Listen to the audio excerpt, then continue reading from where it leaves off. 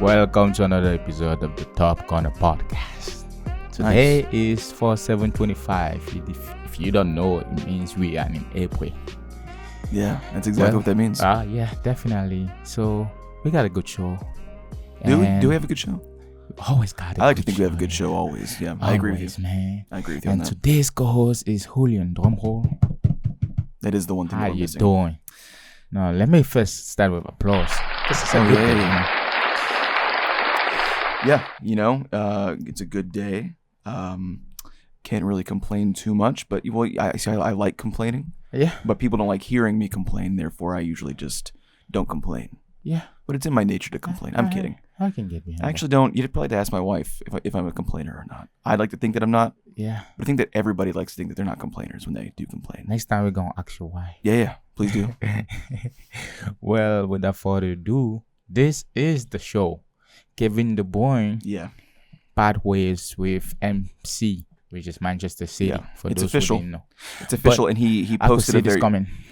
well, sure, and he posted that very funny photo of Oh, him I like didn't see the looking point. off in the distance. Ah, Very dramatic. He had a professional photographer take his going away photo, which is always very funny. It's very performative. I with just read the note I think he posted on Instagram or something. Yeah. That's what that is. Yeah, so it is funny that like athletes and actors and like entertainers and whatnot, instead of just like leaving or quitting their job, they have to take like a funny Yeah. photo, like looking out to the ocean, all pensive and retrospective.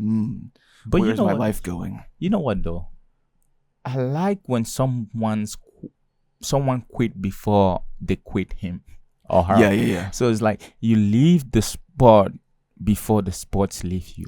Well, and he's cutting it kind of close. Yeah, that's He's true. like- But at least yeah. you're going through the big door instead of Yeah. going through the small door. Yeah, That's I what I agree. Yeah, like. for sure. Because when you stay or you overstay, especially that when you did a lot for in anything, Yeah. movie, actor, sports, and mostly in sports, because it's one of those things that when you get in and you're young and you get to this level of Yeah. of performance and you're like, man, and age starts weighing on you and you're like, I used to be able to do this and you can't do it no more. Right. But in your head, mentally, you don't want to quit. Exactly. You still want to be there thinking, oh, you're still at that level, but your body's like, nah, It we're is not. not. Yeah. So, I've always been on the side of because like a lot of athletes make fun of artists, Yeah. and a lot of artists make fun of athletes. Like yeah. I've been on both sides. I grew up playing sports, but I also went to an art school, and so I've seen how both groups of people like make fun of each other. Mhm. But I've always been, they're just the opposite side of the same coin. Yeah. What one does with the mind, the other does with the body. Body, And yeah. don't get me wrong, there's a physicality and there's a mentality to both sides. Yeah. But unlike the arts, like you said, the body chooses when you're done with sports. Yeah. The mind can still continue going, but Okay. like an artist, barring some sort of mental illness, Mhm. the body, and mind can keep going as an actor, as a painter, as a sculptor.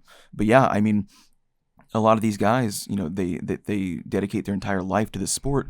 Yeah. But the sport's done with them. Like the sport's brutal. The sport's like the jungle. It's like Yeah. it decides when you're done, and it feels no mercy for you, and you have to Yeah. adapt. And you mentioned getting out at the right time. Tony Cruz comes to mind Yeah. of exactly when to leave, Yeah. because you don't want to have the legacy tarnished. But then you also have the flip side. It's like you want to do the right thing and leave at the right time, but then like you squander the opportunity of maybe becoming Luka Modric, Yeah. who is immortal. I think Like, That's he'll true. he'll never not be good That's enough to true. play. But you don't want to stay around hoping to be Modric Yeah. when you end up kind of slowly descending the ladder. And But in it's sad to see today's sport, sometimes. though, I think Modric is also it's a reflection of Carlos Ancelotti coaching, meaning it's old school ways. Because if he had one of these new school coaches, Yeah. I think he would have been gone, or they would have set him. The reason why I say it, and I know a lot of it's been the thing now where people complain about that the athletes of today in soccer right now, and I know a lot of sports complain kind of have the same issue. The more athletes before the players, if that makes sense, the faster. Yeah. You gotta be fast. You gotta be. You have to have a certain level of athleticism, which was not the case back in the day. Yeah. And I It was think almost it's solely your mentality and your ability to yeah, read the game. yes. But now, yes, it's Now like, you have to be an athlete before you even a player. yeah, So that's why I think it's also kind of like a reflection of that's because he also has a old school kind of coach that values those things a little bit more than other coaches. This new coach will be we need someone that can. I just don't want you to see the play. I want you to see the play and run. yeah, yeah. One, it's like, I'm not picking on him at all because I think that he's a good player and I think that he likes the game. But like Ben White, Yeah. Doesn't really want to play for England. I think it's mostly because he doesn't love the game. The game. And when you're an athlete first, you do have a lot of guys. You have guys in the NBA that don't love basketball. Yeah. They're just good at it, and like it's a good job, and they understand that. And they're not taking it for granted. But if you ask them, like do they live, like eat, sleep, and breathe basketball? No, they have other things going on. That's true. Whereas back in the day, it was, like we said about mentality. It's like all these guys worshiped this game. Yeah. But now, just because somebody's incredibly fast, that doesn't mean that they love the sport. They That's just true. like they understand that they're fast and like it is what it is. That's probably why we have also a decline of the lifespan of players, Yeah. and also a decline of the stardom of a player. When I say that in football, especially, which is soccer for you guys or whatever you think about, I think back in the days we had so much star. Yeah. It's different, or superstar. It's different from just a player, because a lot of players right now are just a product of the system, but not individually. They don't really stand out because it's more system play, which means as soon as you don't fit the system, you gotta be out. Yeah. Because there's a next generation. So you got 4, 5, 6 years good. So now it makes it a little bit difficult where people don't really want to love the game, or people might not all love the game, but you just a pawn. You're not Well, you're and not like a king or whatever. a lot of these guys, they start out in the youth academies, and even in American sports, if you're playing some of the youth leagues, these guys have been playing since they were 5 years old. Yeah. And that doesn't mean that they've always loved the game. Yeah. Some guys learn to love it later. A lot of guys kind of play because their dad wants them to play. Yeah. And they spend the first 5 or 6 years not really enjoying the sport. And then once they're, around like 12 or 13, they start to understand it and then they appreciate it. But other guys, if you've just grown up around it, that doesn't mean that you love it. Yeah. You might have changed mentality in your teens when you're growing and kind of discovering who you are. But it doesn't change the fact that you're very good at the sport. So like you have these guys that maybe wish that they were not as good at the sport, so they could have done something else. But I don't pity somebody that's making that kind of money, and they wouldn't want you to pity them either. Yeah. Because that's why a lot of these guys end up going into like business, and it's not just to make money. It's like not like they go into business for something that they like. Yeah. Not everybody wants to stay around the sport forever. Arsenal Everton, there was a big controversy this week. If you didn't watch, or this weekend, if you didn't watch the game, let us enlighten you. The game finished 1-1. It was a draw. Yeah. But a lot of opportunities missed on Arsenal side. Oh yeah, big time. And a lot of, if it's not an English game without controversy, it means Apparently, yeah. it means it wasn't an English game. That's always the ref issue. And this weekend they had two from Fulham and Liverpool, which I didn't get to actually go in depth or look at it, but I know there was one because it was online. But Arsenal Everton, which is the game I'd actually watch, it's crazy. MLS, that's how we call him now. Oh yeah. So do you think that that'll get confusing for a lot of American fans and be like, wait, I know it's crazy because I was reading and everybody was like MLS. I was like, what do you mean MLS? What happened in the MLS? It's like, no, nothing happened in the MLS. It's how Lewis Skelly, I was like, Lewis Skelly got to be one of these guys that he has a 50-50 cloud chance on his head. It's like he gets so lucky and unlucky at the same time. Yeah. And it's like it's, you like the energy, you like the mentality, but at the same time, man, he's too young to be a red card detriment all the time now. And he does seem like he is quick to lose his head, and like you think that you want somebody like that at all times until you realize how easy it can be to manipulate those kinds of guys. But was that a penalty? I mean, was that a penalty if you watch the game? So Lewis Kelly caused a penalty against number 11 from Everton. I keep forgetting his name. But was it a penalty? You know, 'Cause most people were saying that it was not. It was a very soft.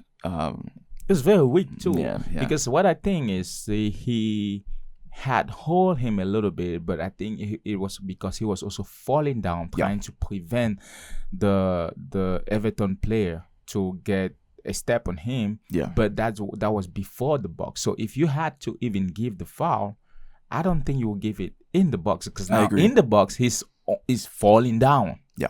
Like the fall is already at 20 degrees from the floor. So now he's falling down. Yeah. And It's not where you basically tripping. They're both tripping. Yeah. It's not where you land. It's where the foul takes place. yes. And if it drags you into the box, that doesn't necessarily mean that it's in the box. Yeah. And it's not just me being a biased fan either. It's No, I think that's even the what commentators I- were saying the exact same thing, and the pundits were saying the exact same thing, and neutral fans of the sport were saying the same thing as well. So it's not because it was sour kinda grapes from weak. from an Arsenal supporter there. But when you look at that, if this kind of happen every single time in the Premier League, so the question Every would be- weekend weekend. at some point. The question is, what can the Premier League do to make sure this don't happen too often? Because now this is a pattern, and if a pattern, of course, it means there's a problem, and you got to fix the problem. Yeah, I mean, it's, you mentioned it as well about maybe the idea of trying to minimize English referees in the English leagues. You've said that before, I believe. Yeah. Yeah, I think that a lot of these guys, I mean, because it's a short list of referees that are seemingly on the end of this thing every fucking weekend.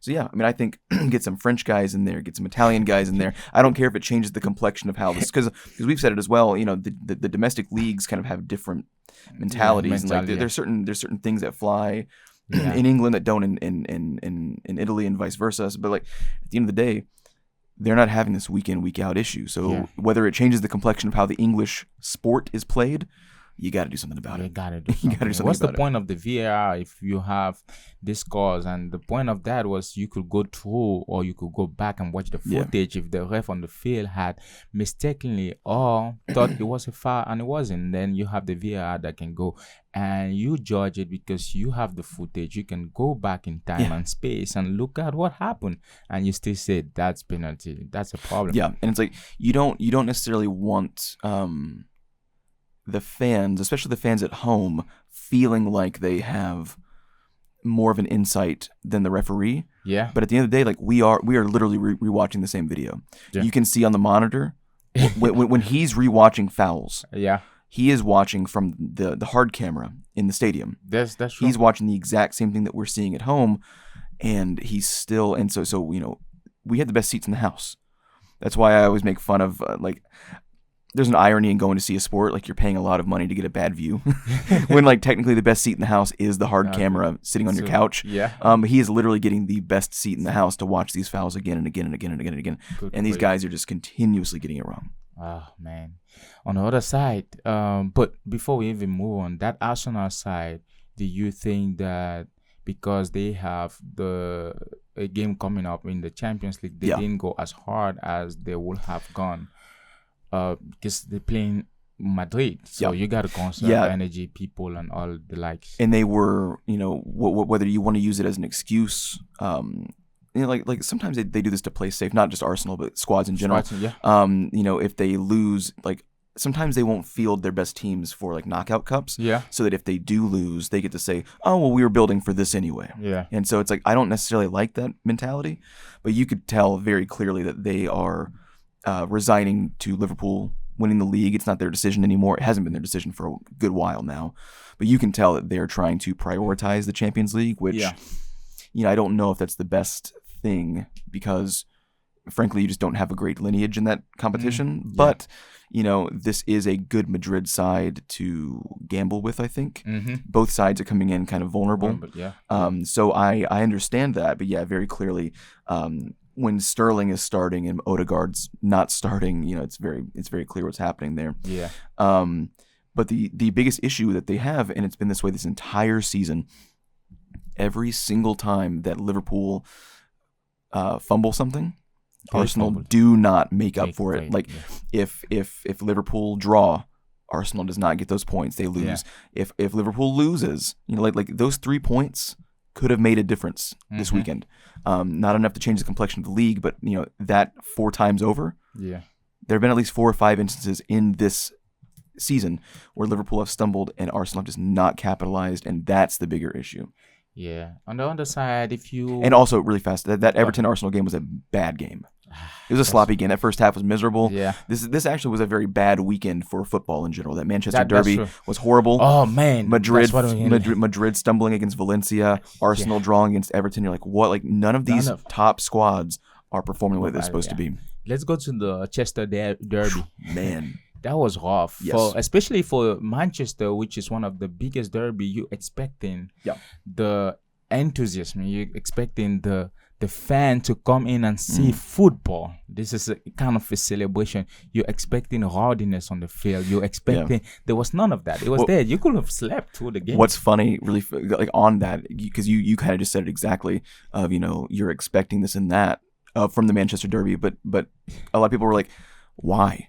Why are you expecting that right now? Like I get it. Historically, yes, 100%. But what this entire season has led you to believe that this Manchester derby would be noteworthy in the slightest. And that was right. Like that was the most accurate depiction of both sides for this entire season. Yeah. Even the local rivalry is just boring to watch. It's a horrible game. Game. But it's very interesting because at least even when Tottenham is down, right, when they play Chelsea. Yeah.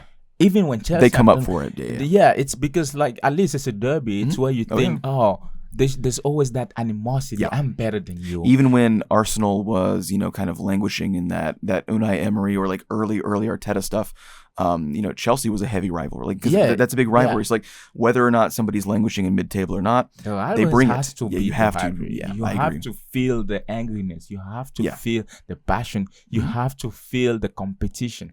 If you don't feel all those, I mean, the fans, some of them left before the game was done. Even if you're not wowing me with quality on the pitch, you need to be wowing me with the hatred. I need to see that. I need to see some Nick. Fouls here and there. I need to see some punches. I need something. And when you look at the game, man, Garnacho, I don't feel like I don't know. I'm starting to feel like I'm or him trying to rebuild this team. Garnacho might not be fit or have a place in this team. Yeah. Because I mean, to be fair, the misses. How many guys? If he gets to rebuild the way that he wants, like how many of these guys are actually going to stay there anyway? None of them. Like when you see Dogu, I actually was very impressed because he does the run. He is on the left wing, going for the ball, making the runs, and then Garnacho kind of mess it up because Garnacho wants to occupy the space that the left wing is already there. Yeah. So now Dogu is like, why? There's that one action where I think is Maguire that sends the ball to Dogu when he's doing the run. Then Garnacho also goes on that wing, and he's like, "What? You're supposed to create space." I agree. Do you think that part of that is just the formation setup? Because I agree. I don't think that any one of the Manchester United defenders work well as a 3-man back. They need that extra coverage. Yeah. Emery seems to really like the wing back setup. But yeah, I mean that does impact your wide forward players. Yeah, and so I mean, I'm looking at the diamond formation that they've got right now. I mean, it does make sense that Dorgu would be encroaching on where Garnacho wants to play. The problem is that Garnacho, I think he also lacks awareness because sometimes he does runs that actually obscures Dorgu's and even the team itself. So if I'm having the ball, I'm in the center, I'm trying to have a play or break the line.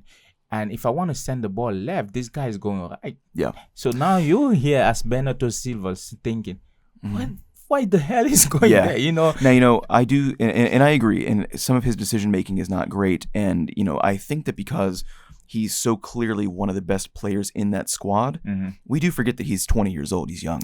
And he's not had the benefit of having a great squad around him to learn. Yeah. So it's not surprising to me that he still has some situational unawareness. Yeah. When it's so very clear that him and Fernandez are the best players in that squad. Yeah, that's correct. He doesn't have those guys around him that are helping him shape himself. Yeah. He's been in that squad since he was 18 and has kind of just been thrown out there and like, go kid, have fun. At the end of the day, he's still 20. If that's what we're gonna that if that's I guess that's his problem.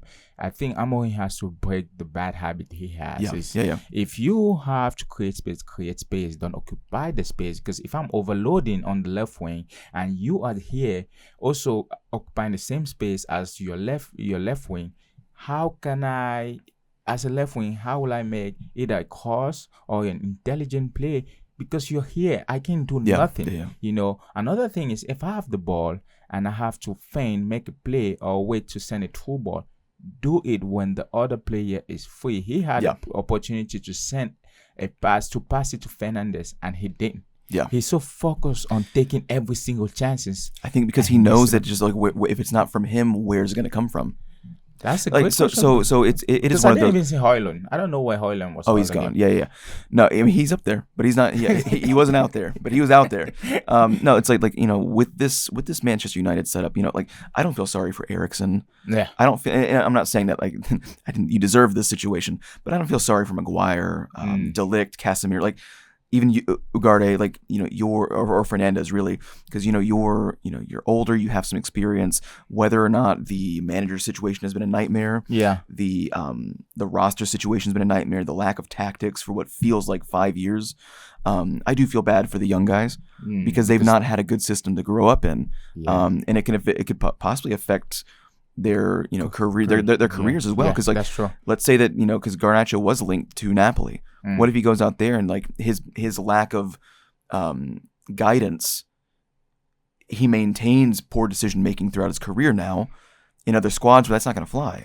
So that also explains why when they leave United, they seem to do a little bit better. Yeah. Oh, yeah. Because the system, the players, the fact that they haven't seen better, and that's all what they know as young players, they develop bad habit, and it becomes difficult. It's not that they're bad, but that's just what they've seen. Yeah. Well, and this entire left side, it's like you think that young, like as a coach, you're like, okay, nice, young players occupying the pitch, good energy, here we go. But at the end of the day, your entire left side, Garnacho's 20, Dorgu's 20, and Lenny Euro's 19. And again, with a club that has had no tactical identity for so long, that's true. You want literal teenagers Damn. all occupying that exact same side, stepping on each other's feet. No wonder Dorgu and Garnacho can't communicate well. One of them's a wing back, one of them's a wide player. They're gonna get in each other's way because they're young and they're trying to make something happen. You need somebody like, Dallow's probably not good enough to play at the level that United are expected, but like you need someone on that in one side with more experience that can dictate things around them. Otherwise, you have teenagers just not knowing exactly where to go. I'm sure Lenny Euro does not want to play in a 3-man back where he's the wide back. Like that doesn't make any sense. To cover, and it's interesting because he was also lost. So I'm thinking whatever Amorim is also trying to implement, a lot of these players are not yet understanding. That's why I feel like we need to give him time. Although if you are in his boots, and if you are United fans, and if you are the president and all the officials, you're looking at him and say, I want result. But essentially, you really don't have. He can produce result at this time. I think we have to let him go. Yeah, but some of it is just the formation. Like I agree with you. Like it does take time, but little things like that. Like, do you think that your 6'3", 19-year-old center back wants to be your wide defender in a 3-man back? No, he probably wants to be right in front of Onana, using his body to block people out of space. Like he doesn't want the 20-year-old wing back just bye, see you later. Go step on our forward's feet while you're at it, and I'll cover the entire wing for you now. It's like that doesn't make any sense to me, especially with these young players. He's gonna learn, and he's gonna learn. He's gonna learn. City too. City is in a bit of a pickle. They've got their own problems. Holy cow! Manchester as a city have their own problems. Dude. It is crazy because when you look at the game, City was compact in the middle. Yeah. United could have beat this guy. Just taking advantage of the wing because there was never anybody there. But also United being United, you really never. When the last thing that City want is to like take, because that 4-man cluster in the middle, none of them had the pace to go wide anymore. So all you do is you block the center of the field and go, look, I'm just standing still. Like Gundogan might as well just stand still. Like. So I feel like the transfer window this summer will be there will be a lot of movement. All 4 of those guys have to be replaced. Yes, like all 4 starters in that situation. Like Silva is just not have it anymore. I've never, what was the last Because 2 seasons ago he was one of the best players in the world, Yeah. like top 4 in the world. Period. What an odd drop off. Yeah. Absolute drop off from a And cliff. it's crazy because you will look at it and say he's 30. He's not that Yeah. old. So 30 in this day and age is still peak at your performance. Yeah. Because usually you start dropping at 34, 32, 34, you drop, but he's just 30. And I was wondering, I looked at him and I was like, wow, that's crazy. It's a great example of, because I've always used Jack Grealish as an example of the more structure that you give him, the less effective that he actually is. Yeah. He needs that freedom. Maybe Silva, he fit 110% into that rigid structure that Pep had. He benefited so much from just like, this is what you do. The guys around you cover the space. You do this now. But now that everyone else is a little less rigid in their roles, he's really suffering, I think, from these guys not being on the same page together. I want to see something from Pep Guardiola. He's always benefited of having great squad once he comes in. I want to see get out of this. And I said this, it's going to be 2 things for him because he still has 1 year extension. It's either the next year he can't do much from the expectation of the Pep Guardiola as an icon that we see a great coach, that if he can bring this team back to its glory, then we look at it and say, well, he did this. He took a team that went down and brought it back, or he quits football. I was going to say, because he has a history of extreme success within relatively short windows. Yeah. He's never really had to rebuild massively. And he is really never had to build too, in a sense, because if you look at Bayern, you look at Barcelona, you look at City. He came at City. City was kind of already City in the sense that they already had been winning the league. The Qatari or the Saudi money was already in full effect. Oh yeah, they had company, to all these guys. So he just had to move a few pieces. This was Kevin De Bruyne was already there. He didn't bring Kevin De Bruyne. So now I want to see him. This was by far the longest that he's been anywhere, and that's true. He's technically rebuilt the squad before, because like the squad that came in, like right when he came in, was different than the one that got the 100-point season.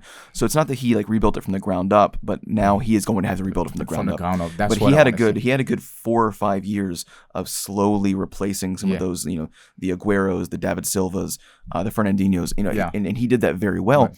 And now he's just having to do that one more time, and it's been a struggle for him. That's a good one. Well, I think the expectation, we have the Champions League this week. What's your prediction? Tomorrow, Arsenal is going to be facing Madrid. Barcelona is going to be facing who are they facing again? Well, tomorrow is Bayern Munich and Inter Milan. Yeah, and then Arsenal, Real Madrid. That's an interesting game, because I can't really tell you off top who's gonna get by. But if I had to take a bet, I would say Bryune. But Inter too haven't really considered many goals in this Champions League. For some, we've actually said this several times now, Inter are always not underdogs, because just for some reason people don't think about them that much. Yeah, we're so focused on the Madrids, the Barcelonas, the Bayern Munichs. We forget how consistent and under the radar Inter, and I think that works in their favor.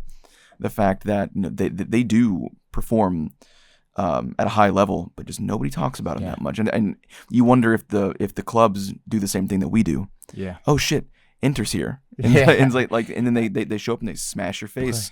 Yeah, I think the press too. I think press plays a very big role. Yeah, because they're not really on the radar. In a sense, it might be a reflection of also the Italian football in terms of they don't have any major they don't have any superstars. They have great players, but they don't have the guys that make all the headlines. They don't have the Mbappe, the Haaland, the Harry Kane. So you really don't hear anymore. You don't see Thuram or Çalhanoğlu or Bastoni. That doesn't mean that they're not that good, man. They're right up there with you.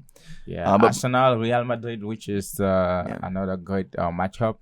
And Madrid is going to be at the Emirates Stadium. Is it Emirates? No. Yeah, Emirates Stadium for Arsenal. And it's been an interesting game. See. Yeah, neither one's playing at their best by any means. Yeah. So it's I do still. There's obviously a gulf between the two teams. But it'll be an interesting matchup. This is what I would do if I'm Arsenal. Quick tip. What I would do: don't sit in the back. Yeah. You got to attack Madrid because they don't have a good defense. Try to break their line. Use your wings. That's all what you had to do. Don't sit back. 'Cause once you sit back, it don't matter who you are. Madrid will start shooting in, and then it becomes a problem. That's the same thing with Valencia.